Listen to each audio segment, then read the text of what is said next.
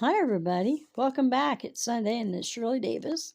I talk about issues on about DID and complex trauma. Today, I'm going to talk about grief. I know this is a subject that comes up a lot during the year, but especially this time of year. Having DID is gives you a lot to grieve over, right? You grieve over lost opportunities. You grieve over people that come and gone in your life that you know. I mean, you couldn't notice. Maybe you could, like I couldn't notice this guy that loved me because I couldn't see it because of the abuse. If I did see it, I was afraid of it. I'm not really sure which is true. But grief over lost loved ones, grief over not having family. Maybe you've gone no contact, or your family drives you nuts. You grieve over your lost childhood. Uh, there's a lot to grieve about when you have dissociative identity disorder. And there are a few things you can do to help yourself. One is to find a family of choice. I've mentioned that before. To spend the holidays with, or friends. Find friends who will listen to you and not judge you by what they hear.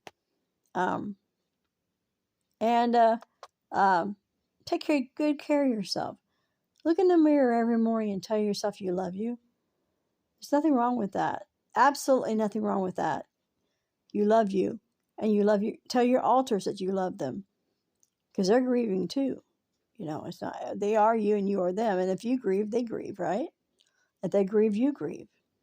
Um, but taking good care of your body, trying to take good care of your mental health, not exposing yourself to toxic people, and keeping, trying to find a job that you enjoy instead that you must go to every day.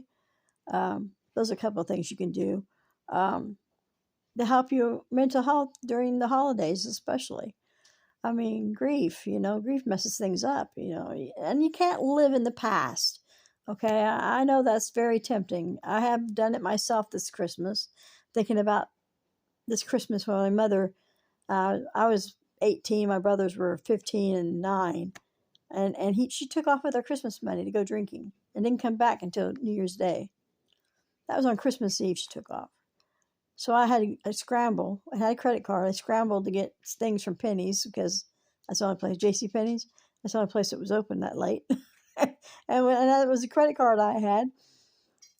And it wasn't the same, of course, for the boys or me, because even though they had presents, it wasn't the same because Mom wasn't there. And that was a very greedy, nasty thing she did. And I've grieved over that for years. You know, I'm about ready to let that go. I'm still angry. I will be for the rest of my life, probably, but I don't have to hang on to it and grieve over it every Christmas. This is 2023. It is no longer 1987 or whatever, 1978 it would have been. It's no longer 1978, laying those memories to rest, even when they flash back into your mind. Just go have a mantra or something that you say, like, that was then, this is now. That's a good one right there. That was then, this is now.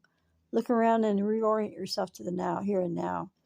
Stay in the present if you can, because that just doesn't do you any good. Grieving is a process. You're going to go through stages of grief.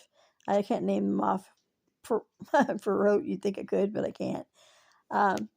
But look up the stages of grief and see if you haven't gone through those stages a million times since you've been working on your DID problems, or before then.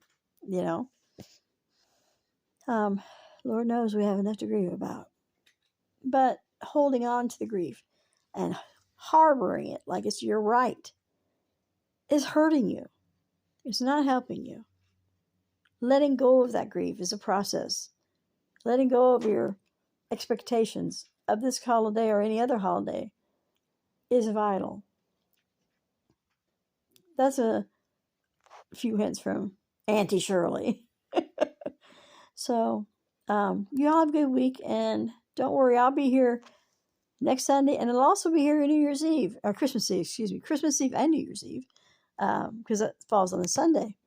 So I'll be with you, and remember, I do care. I mean, I know a lot of people say that, but I really do, and And it matters to me that you find peace during the Christmas time. Peace anytime, but especially during the holidays. Okay? Y'all have a good week, and I will talk with you later. Bye-bye.